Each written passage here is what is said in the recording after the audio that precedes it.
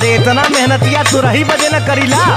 हाँ तो सुनिए ला बहबा तो प्यार के न रस पाइबा रात से जिया पे रजऊ तो रस जइबा।